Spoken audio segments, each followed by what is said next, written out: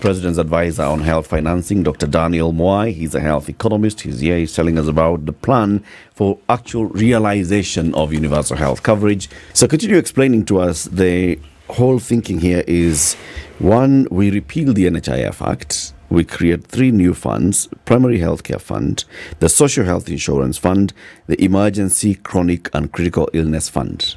You told us the Primary Healthcare Fund, this is to be financed publicly at the lower levels, that is health center, dispensary, right? Yes. Money goes, so when I go, I have a card and I just use that card, and that card is used to bill the government for the service.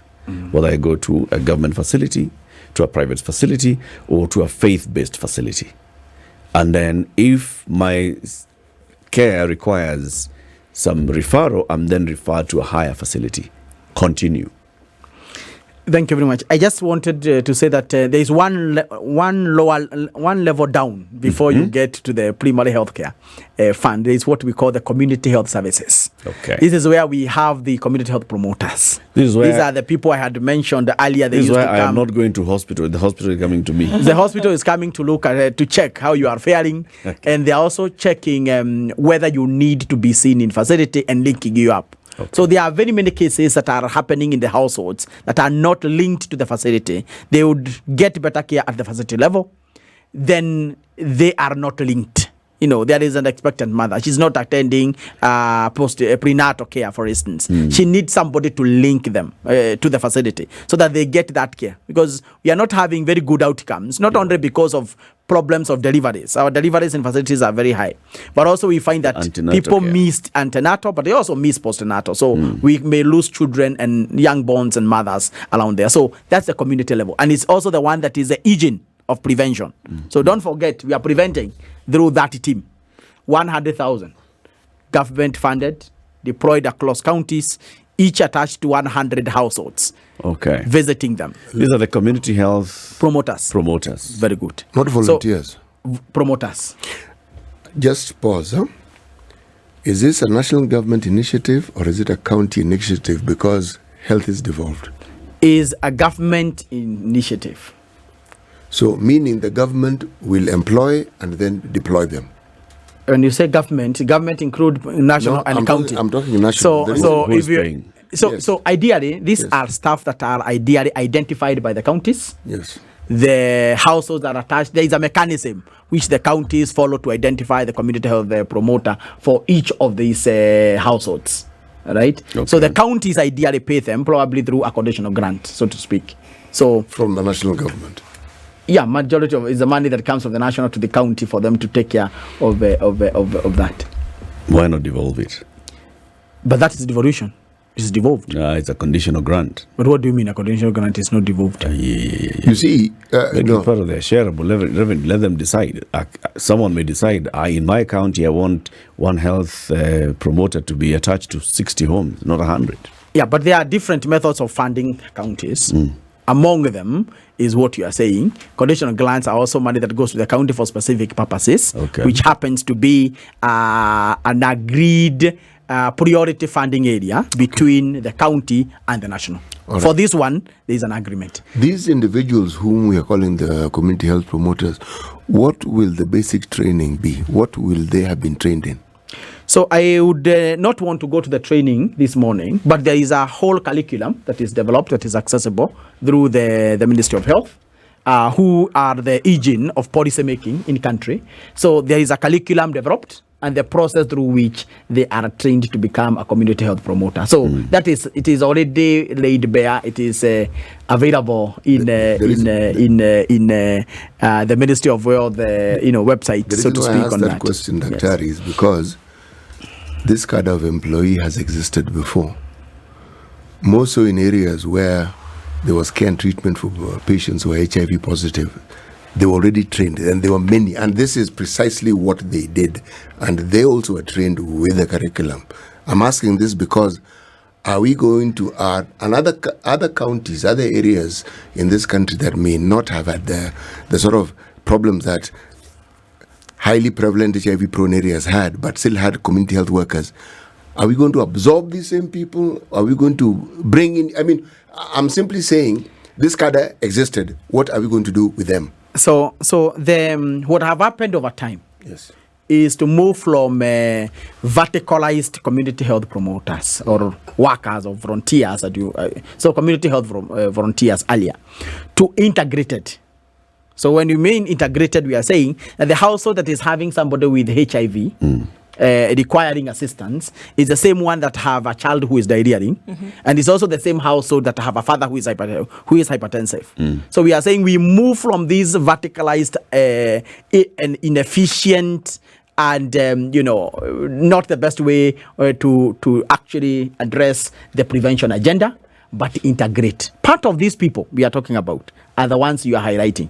They have been trained to be broader than become a malaria CHP, a HIV CHP, polio, a TB CHP. So a household will receive 4 people in a day. Yeah. One is for Ramka, other one is for HS. So what we are saying is that these are the people who have been retained to become integrated, and therefore they provide the care at that level. And I don't want to stay much there because I will lose so we start the at that track level of the where we were going. Of the community health promoters, correct, visiting you and making sure that they can link to the nearest facility. To the nearest facility. Correct. From linking the nearest facility, you use your primary health care. Okay. All right. So you are good. But in case you need further treatment, you are referred up to the level 4, which is a sub-county hospital, level 5 and 6. So when you go to this primary and secondary referral, you have a card which is from the Social Health Authority. That card is allowing you to access care at that level. A different card from your... It's the same card. Okay. Because it's seamless. It should be you will not realize that your money is coming from different pockets. Sure. But by the time you get into certain level, by the care you are actually accessing, you find that the card will seamlessly draw resources from different pools. Okay. So why is this important? It's because this is where we are randomizing the risks. We are pulling our list together to mobilize resources for diseases that are largely medium expenditure. Low will be largely at a primary. Okay. Medium to middle high will actually be in this pool. So this is the insurance that people have been contributing to, as the old NHIF, for instance. However, it is based on an auxiliary fare premium. I want to just give you an example. NHIF have been collecting some little resources from voluntary contributors. When you say it is compulsory, but you introduce voluntary, you lose the social component. Because the social insurance is compulsory. So why did voluntary come? But this voluntary is actually 500 shillings per month per person, which is ideally 6,000 annual. 6,000 annual.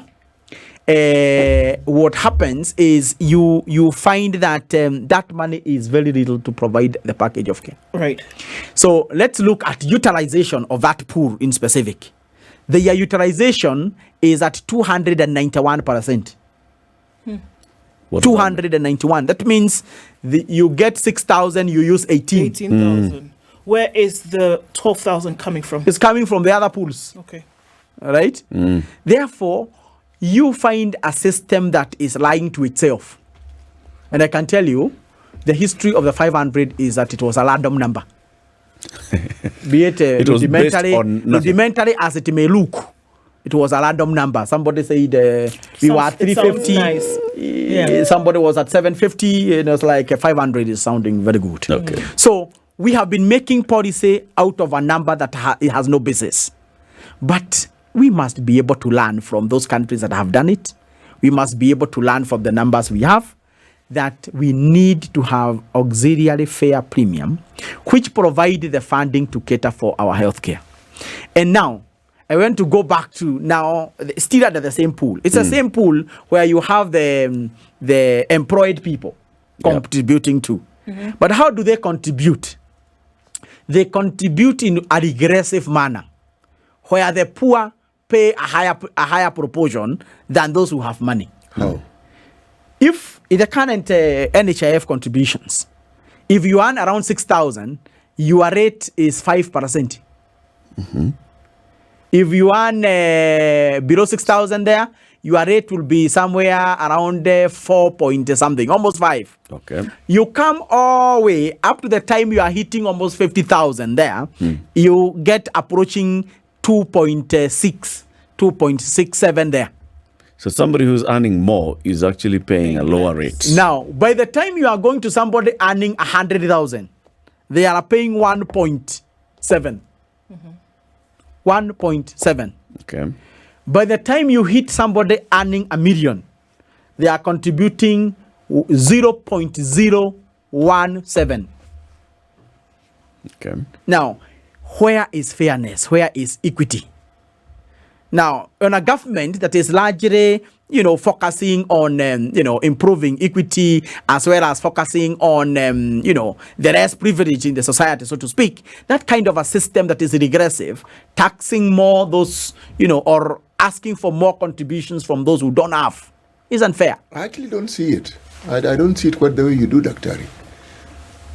What is, you earn, say, 10,000 and somebody asks for 5%, how much, numerically, how much is that money? If I'm earning 1 million shillings and somebody asks for 0.1, how much am I paying? If you're earning 10,000 shillings and somebody asks for 5%, that's 500 shillings. Precisely. Yeah. And if I'm earning 1 million shilling and you ask for 0.1%, how much am I paying? 100 bob. You pay more than 100 You're bob. paying 500 shillings. You see, 0.1% of $1 million. yes, it's not 100 bob. 10% of $1 million is 100,000. 5% is 50,000. Yes. About a fifth of that. 1%. Yes. It's about 10,000 shillings. Yes, exactly. So I'm simply saying, so 0.1. So when you're will looking be at it 1,000. numerically, what CT is Yes. saying, numerically, the person earning a million shillings is paying 10,000 shillings for this. Or 1,000 shillings. The person earning 10,000 bob is paying 500 shillings. Yes. So the person paying 1 million shillings is paying more in shillings. In absolute value. Yeah. Yes. But when you look at the utility of money, And percentages across and the board. and the percentage across, because payment should be by ability to pay. Those people with less ability to pay more.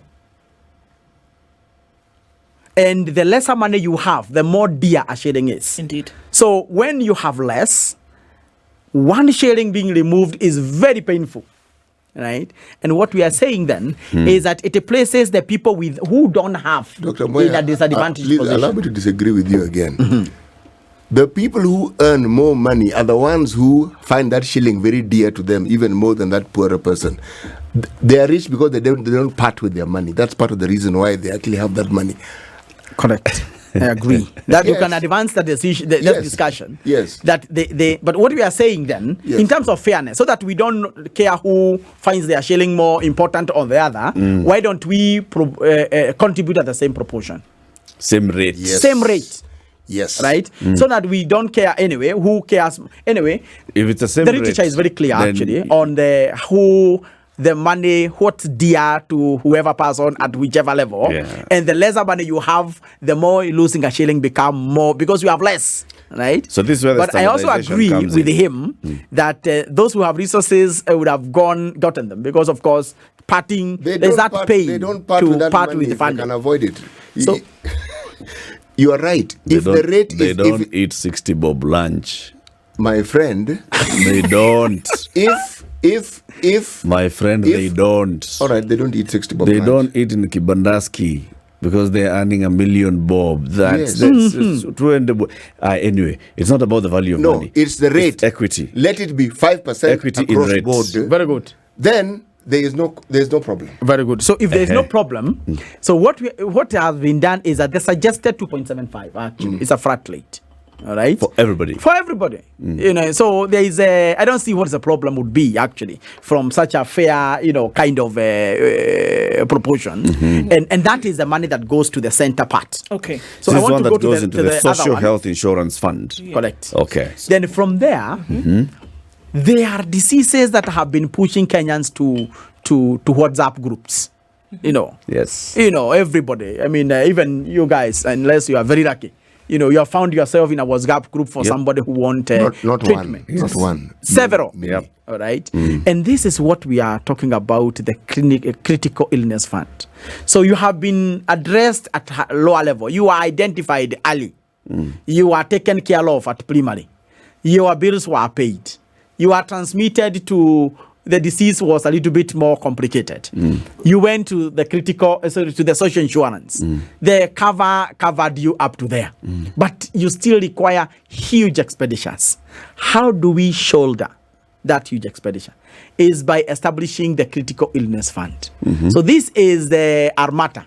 It is the ultimate, so to speak. That by the time a disease is requiring such high level of treatment, then that is where you draw this money. Okay. I want to highlight this. The key desire, which I think, if you have been following, the president has been very clear on, is that ability to make sure that people can afford care. And that care is of good quality. So good quality care is also purchased. It has a cost.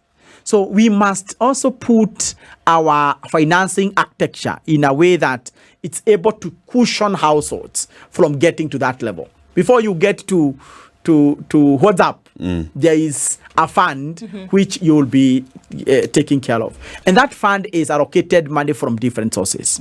There are, we know, there are risk factors, for instance, that have been increasing these diseases. Yeah. If at some point in the course of the journey we find a way of levying them something, and for me, I am one person who pushed for. So sin tax now goes here. Yeah, I don't even. Yeah, it's Into sin some of tax, these but the way we products. understand sin tax, we look at it from Smoking, alcohol, from alcohol. smoking. I'm not even talking about those ones. I'm talking about things like sweetened drinks. Okay. All right, and these are the real causes of actually chronic illnesses. Okay. We have never gotten a way of getting levies, but if we were to, which is a feasibility, a possibility, that money probably would go there. The second Pesticides. thing is that the government will allocate some funds into that level. Okay. We have donors that strategically have been pushing resources, but they don't know how they bring them into the healthcare architecture to fund efficiently. So that part also So Global provide, Fund also now with the HIV provide, program and PEP Fund such. so those guys are getting out. So as they get out, Yeah. the transition mechanism would be that the country is able to allocate some funds or mobilize resources for strategic programs. Okay. It's an area that can hold that funds. The same way we have counterpart financing now under the exchequer as a budget line. So that is the thinking around the critical illness. Sorry, So this Dr. one, Emergency, Chronic and Critical Illness Fund will take care of those things. Chronic, you need anti-ARV treatment. Or you need surgery, or you need If you need, I'm just looking at the chronic one, you need cancer treatment. dialysis on a Correct. regular basis. Correct. It comes in here. So there could be 4 dialysis that have already probably factored in to the social insurance. Okay. Then you need Beyond 6. that now, you need 6. Because you need 6. Instead of going home to look for your people, that fund is what we are drawing from To cover the extra 2. to cover the extra 2. Sorry, Okay. Dr. Alright. You said that. So when you look at some of these external donors who've been holding up certain things in the country, blood donations, HIV-related, malaria, some of those, if they were to pull out of this agreement, if they're going and they get out, that the hope was that the state then would provide those funds needed for that to happen. But we remember a time not too far in the past where there was the threat. We just were shook a little bit and everybody was running all over the place that should PEPFAR funds disappear, what will happen? But now we are saying in order to fund this said peer of this fund, we're going to again rely on the state to fill in the gap. Am I hearing you correctly? So you are right. Domestic funding only comes from few sources. It's either money is coming from the household, it's either coming from the government, or it's coming from corporates. Those are the only sources of domestic funding. So what we are saying is that if they were to leave, and they will not just disappear like that. Our donors have been No, very they normally want like gracious. 5 years in They have been very advance. gracious to us. It's phased exits. And so there's a transitional plan that need to be agreed upon, and there is even a document. There is work going on actually on that area on transitioning from the donor funding. All right, so that work is already ongoing separately, so to speak. Okay. But if the chronic illness fund provide a home where such can be channeled. But I wanted to finish the chronic illness by just addressing the emergency component. In the past, what we have seen is that we have taken serious consideration in funding the emergency evacuation. So ambulances, for instance, that you find that people get into an ambulance, they go around hospitals the whole night. No facility is willing to accept them. So the emergency care fund, which is part of this fund, is actually designed to take care of exactly that problem. So that when we say no facility should chase somebody away, but when the facility picks this person, they become a bad debt. Nobody pays the facility back. We are expecting too much from our facilities, actually making them bankrupt, actually, so to speak. So when we have an emergency fund that is taking care of the 24-hour stabilization at minimum, then when the ambulance come, which many times we have taken care of in the insurance fraternity, when the ambulance arrive in the facility, the owner of the facility will be even more happier to take this patient, stabilize them, because they know I have an opportunity to bill for this cost somewhere else for me to be paid. But we wanted them to carry a cost that does not make business sense. So those are the three main funds that we are talking about, and all of them are included in the Social Health Authority, and you contribute once to one fund that is middle, but when you contribute, you qualify to be able to move seamlessly from lower level where you are linked by your community health promoter to primary, to social, to the tertiary. We hope and pray to the Almighty God by the time you get to tertiary, you will get cured. But if not, of course, we know that the worst can also happen. You know, the preventative aspect of healthcare is something that is a subject of papers being written, presented at conferences and talked about. Where on this planet do we see it actually being actualized? This preventative aspect of healthcare. Where the amount of money that is apportioned to the curative aspect is also apportioned to the preventative, because all these diseases we talk about start somewhere. And it's when they are not treated and they're not managed at the time, then they become the monster that they later become. Because that escalation simply means it wasn't taken care of at that primary level. That is why it's going up. There was a study that was conducted by UNICEF, ICCM, Integrated Community Case Management, where they were looking at how, at a community level, to prevent malaria, pneumonia, and diarrhea. I keep talking about it because I participated in that study, so I know what it found. Now, hospital attendance was reduced at some level up to 75%. And you know what they did? Lay workers, these people were calling, these individuals were calling this cadre community. Yes, they were taught how to manage malaria, to understand it syndromically. I mean, you look at somebody, you do certain basic tests, you figure this person has malaria. Pneumonia, the same.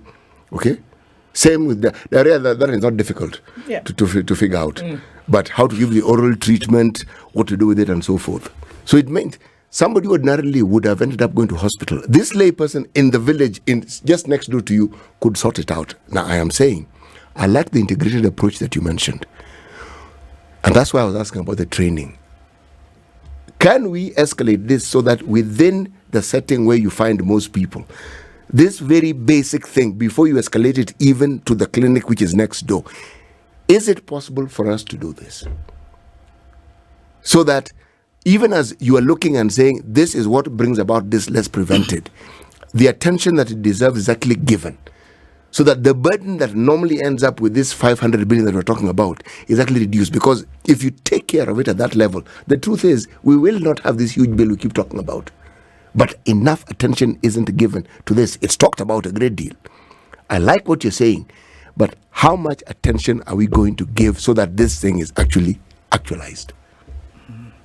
So I think the time has come. You know, many things are talked for a long time, but it gets to a point that people start seeing whether that makes sense, whether it's what is marketable. I think in this government, if you look at even the promises and the direction that the government is going, one is that where the counties have been, having community health volunteers who are, being paid here and there without, continuous commitment by both national and county governments to assure they are stipend, so to speak. It is the first time that the government has allocated, both the national and the county, they have worked together to have funds to provide a stipend continuous for these people.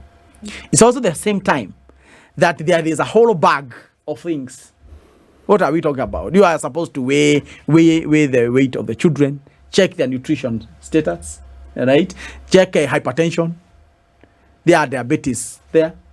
So all this, majority of the people come to know their hypertension. How much is this? Yeah? How much? How much is this kit that the CHP walks around with? Have you costed it? It will require this number of items, and this is how much it needs to start off, and then this is how much we'll be needing to allocate for this every month. Yeah, so we have come up with what is needed in there. I've seen it because the kit is standard as portrayed. I think maybe in another day we will have it so that you can see it. I may not have the real estimate of the real value. I know the things inside there because of the follow-up of what is actually, are they supposed to do. So there is a guideline on what each CHP should be able to do to the household when they go there, what they are supposed to check, the frequency, all right? They have a gadget that they are supposed to enter the information so that you're able to track these households. And you look at countries like Cuba, of course, which have really perfected the act of primary health care, and being closer to the people and protecting, escalation of diseases. This has really worked. But a key thing that we also need to take into note is the facility-based prevention interventions, vaccinations, screening. For instance, if we have a complete digitized system where my details are there, all right, for us who are above 40 years, there are tests that you must do. If you are a man, for instance, you need to have prostate cancer checked, for instance. You need to have your esophagus examined, ideally, every after 2 years. Now, if we build some of these prevention activities within our healthcare system, we will win. However, because of the business mind that we have had in the past for the last many years, the curative component became more questionable with a lot of procurements of all manner of things, and therefore people drifted. But I think the time has come, and His Excellency is really committed to this issue of Aviabola Machinani. Now, to do this, we know we cannot finance this thing if we continue having all these diseases. We must cut them. So the type of interventions that City is explaining become important, all right? And this package can grow as you continue training the CHP on what they can do. It continue growing. Therefore, it is the only pathway to sustainable financing. There's no other. City likes what you're saying. Let's hear whether other people like what you're saying. Paul in Roiro, good morning. Good morning, Eric, City, and Duke. Good morning. Morning. Yeah, I have a question for Dr. Okay. Yeah, concerning this social insurance contribution employed people will be subjected to, yeah, in the name of equality, that's 2.75% for person earning as low as 10,000 to up to $1 million or above. Yeah, assuming someone earning 500,000, they will be paying 13,750 per month. That's totals around 165,000 per year. What will this person benefit in terms of equality on the side of the staff benefits accruing to this person? Considering person earning 500,000, person contributing 500 shillings, and someone contributing 13,000 shillings per month, will the level of service be accessible? Same service at the end of the day, because this contribution what would you like, Paul? Would you like them to get the same level of service or commensurate to the because correct. Yeah, because currently what I'm paying similar amount and I'm to a private insurance, and I'm able to access all the private hospitals in Nairobi for myself and my family for all the services. All right. Will I also get equal service for the same amount paid? Sawa. Thank you, Paul. He'll answer that. Samson in Kisumu, good morning. Good morning, Eric. Morning to you. I'm asking, will this have different fund managers? All right. The three funds, will they have different managers? That's a good question. He'll respond to that. Timothy Muranga, good morning. Morning, Eric. This is Tim Theory. Yes. A gentleman who is very well known to Mwai as well. Daktari Tim. Two things. Yes. Yeah. Two things. Yeah. When it comes to financing of some of the initiatives that the government is having, we could explore more innovative ways of financing this. And if we were to make, say, for example, one of the funds, a contributory fund where you get tax exemption or tax deductible contributions, then you will find that the big companies that are declaring profits in the regions of hundreds of millions, what happens is they will opt to first pay their monies there and then the rest to KRA. And what that does is you introduce one, a philanthropy culture, but also as you're doing that, you're able to fund your other social impact issues. Two, when it comes to provision of health, the private sector is doing north of 35 to 40% of care in the country. And it's complementary. It's not competitive to what government is doing. And the initiatives that are coming in and the involvement of private sector in them would be important because they're delivering a huge component of it. And our opinion is that as that is happening, we will support it as a private sector. And we hope that the involvement will continue as we have seen it do so. When it comes to reimbursements, private sector is a bit more efficient when it comes to claims processing and lodging. And we would hope that county governments especially would really up their game in lodging of claims to NHIF so that they can get commensurate reimbursement as well. Okay. But I love the conversation and good job, Mwai. Thank you. Thanks to Dr. Theory. Answer those three first, and I'll pick the others. Start with the theories. There are 3 points, I think. Thank you very much. One of the things that this government is also good at is listening.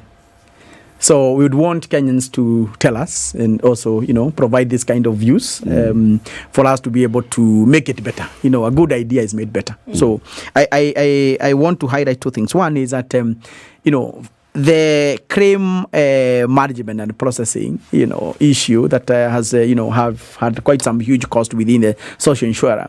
I mean, we are also exploring, how can this be managed at a certain more efficiently, and the private sector then would provide some good pathway to look into, and this have been piloted also in other countries. So we are really focusing on looking at that. The innovative way of funding. Yes, what we are providing for is a base funding. As we move as a country and grow, you get different sources of funding that can be used to fund care. And some of the issues that Dr. is highlighting become very important. I do believe that there is space for both public, private, and FBOs in terms of service delivery. And this, if done very well, we should be able to start crossing facilities at some point, which would be fantastic. That is a time when we would have been able to prevent diseases. We have very few cases, and then we are providing quality of care closer to the people. We are preventing, and therefore we don't need facilities. There are countries where facilities have been closed, and it's not that services are not available. The people are not sick. People are not sick. The more so the communicable diseases, we can really cut them down to make sure that the workload goes down. On the issue of contribution, I really let us first understand that there is a meaning to the word socio insurance. Socio. So that socio, there is a solidarity component, which is that we contribute based on our ability to pay. We access services similar. Okay. So there is that is a reason why we live together.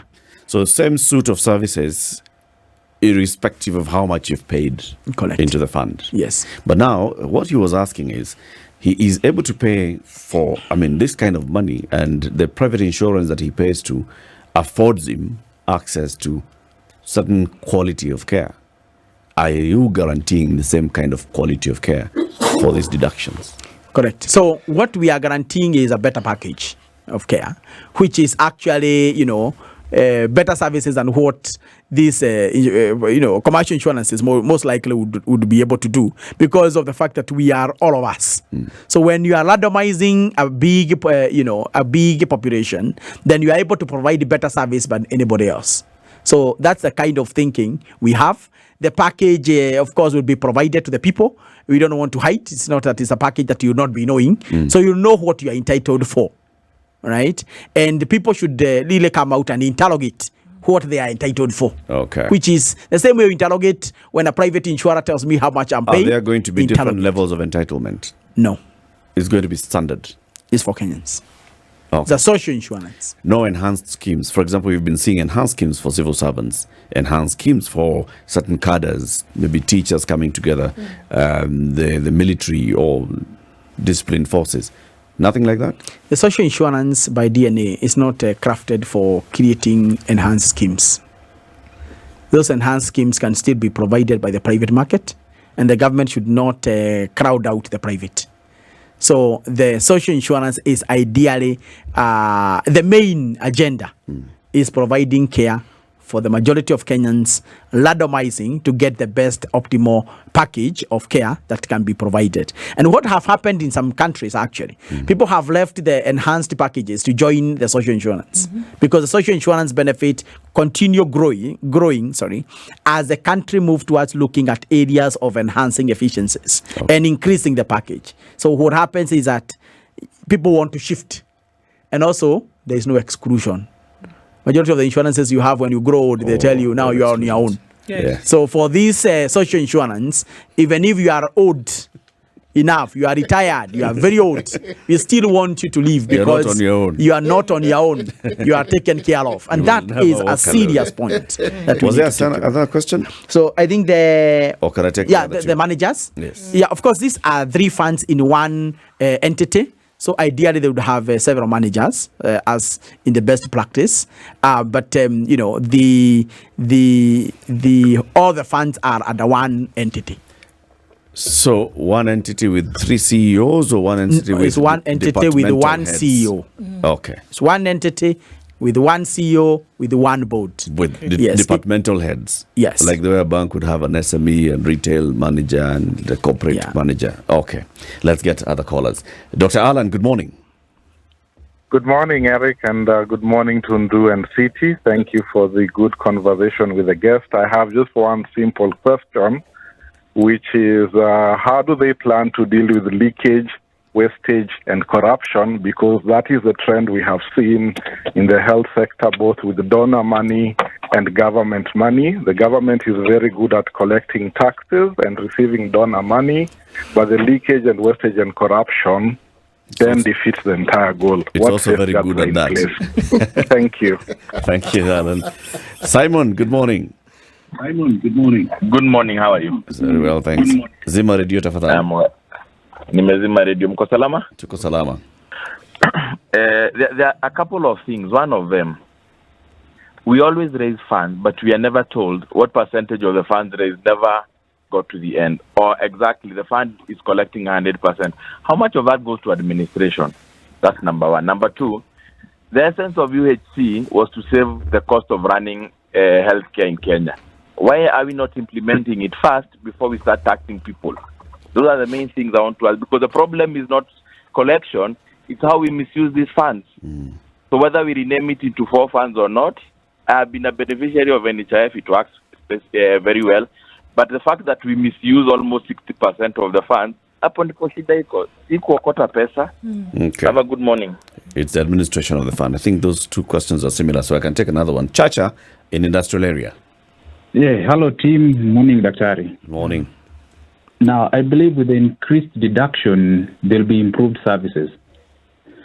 Now, my question is direct to these people who are high earners. I believe they also have insurance covers. Now, my question is, are we getting any better services, or let him talk about the co-payment issue? He has not addressed the issue of co-payment. So, what are my benefits All right. when you're increasing these payments? Thank you. Thank you. Collins in Kisumu.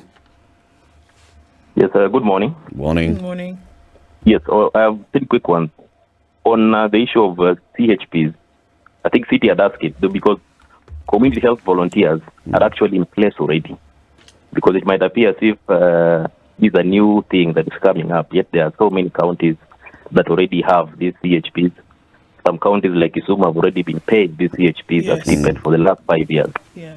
It's something that is ongoing. On FIF also, there's this issue of ring-fencing funds for health facilities. I know about 10 counties that have already passed the County FIF Act, including Kisumu County, for example. Yeah. So this is an issue that is already in place. So what is the need for having a national legislation for FIF if you already have something that is working for the county in form of the County FIF Act? Okay. And lastly, Dr. talks about 80% of the people in the informal sector who need to be brought in. What exactly is the specific plan of action to bring them in? Because it's one thing to say that NHIF is the social insurance is compulsory, and it's another thing to bring this people on board. Thank you. Sawa sawa. Asante sana for that. William in Westlands. Thank you. My question goes to the claim experience. Many insurance companies, private medical insurance, have gone down because of claim experience, especially with hospitals. There are new hospitals that have been set up, and the moment you are onboarded onto NHIF, that's a big business. And so my question to the guest is in regard to how will they manage this large enterprise of corruption where hospitals have been set up. I think this year we've seen a hospital that was paid, is it 200 or 600 million, a hospital that is less than 5 years old, because that's where much of the money of NHIF will collude, officers will collude with private hospitals, and there will be fake, or rather, that's where the fraud will be, because there will be people who will be claiming, I need to go to hospital. There are a lot of tests that will be done just because NHIF is approved in that hospital. And so most of these private hospitals will take advantage of NHIF and use that as a fraud to collude with NHIF officers. So Point made. Branch managers and funds. Thank you, William. Thank you. And I think, Dr. you can start on that note, because it touches on leakages, on complaints of misuse and corruption and collusion. Thank you very much. I think I want to first highlight that, rent-seeking behavior is, deep-rooted in several areas, not only within the healthcare sector, but in many other sectors.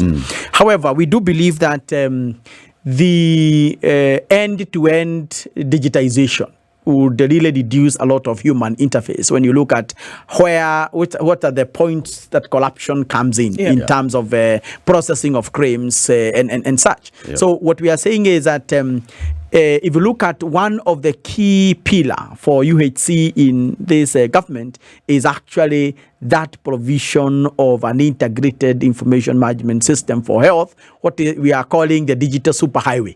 So when you interconnect, you are able to use the digital solutions to actually detect where one person have been amputated one leg 15 times, these kind of things. So because they are already in a place that you can be able to be database. So that is one of the key things that we are really looking at. So interlinkage is a key thing.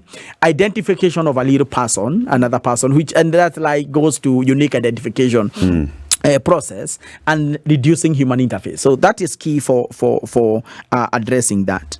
In terms of insurances all over the world, not only in Kenya, faces three key challenges. One is what we call supplier-induced demand. This is when the healthcare provider, because they have better knowledge of the disease, actually overprescribes to make sure they make money out of that of a prescription. And that is why digitization and artificial intelligence and claim management comes in to make sure that this is a lot of work. It's not just one thing that will happen and this will be kind of cured. The second thing is moral hazard. This is when we have bad behavior that increases the risk of getting disease. Because you have an insurance, you behave in whichever way because somebody else will pay for your bill, including going to hospital when you don't need. So that is the moral hazard component. And the last one, which is what is killing the current NHIF, is adverse selection. So this is when you take an insurance when you are almost sick. So that you pay 500 shillings and you claim tomorrow. After 6 months you claim. But how much have you paid? 3,000. How much do you claim? 50,000. So the insurance continue getting into losses because of this adverse selection. How to solve the adverse selection question is having everybody contribute. At the same time. Correct. All the time. So if that happens, then there is no chancing that I'll come in when I am sick to make sure that I seek care. The 80% of Kenyans, I just wanted to highlight shortly that The former people have been paying for the social insurance not because they love it so much, of course. Now we want them to contribute they love it as they love it, because we want them to understand the package and we want them to do it as they are when they are happy. It's the same way we want to identify what are the areas can we get in touch with the informal people. Where do they go on compulsory, which services do they access that would require them to have a social insurance to guarantee the health Capture. in case they get. So the onboarding mechanism is more rigorous in this bill, and the regulations will actually show better the rigorousness of why we are saying this is a new thinking, focusing on 8 and not the 20. The 20 is easy to get them. You can just come here and find Latif and ask, have you been paying? We know you. So what I'm saying is that there is a huge mechanism that have been put in place to make sure that the hustlers, who also happens to be those that are non-payroll, are able to actually pay for this. The admin costs have been a big problem. And the reason is inefficiencies within the system have made the cost to remain high. And what we are saying is that it is possible to outsource some of the services within the social health insurance at a fee to the private sector if they have a higher ability to attain efficiency. Okay. So that will address the efficiency in terms of admin costs for the fund. So I want to pause there in the interest of time. This Private insurance and co-payment. Co-payment. So we want a seamless, transition between public and private. And with this, then the social insurance will become the first charge. That has been the biggest problem. So if it's the first charge, then it's seamless, because that cover, the private will not include the cover that is covered by the social. It will be complementary. It should be above what the social is paying, because the social will be paying. Yes. Okay. And I think the final question in about 20 seconds. The counties already have enacted their own FIF acts. Thank you. So, the Senate, as well as the national team, is able to pass one law that reduces the bureaucratic and tiresome process of registering each county the same law. So this one is harmonizing. So this one is just harmonizing the same law, the model law that they have been passing, to make sure that all counties have. But if 10 passes or 20 or 15 and 3 don't, what happens to the 3? The citizens suffer. But those citizens have the same president as the one who have passed the bill already. They have the different governors anyway. We'll get you. But that is harmonizing, clearing the field. Dr. Daniel Mwai, thank you very much for joining us today. This is the Situation Room, the only way to start your day.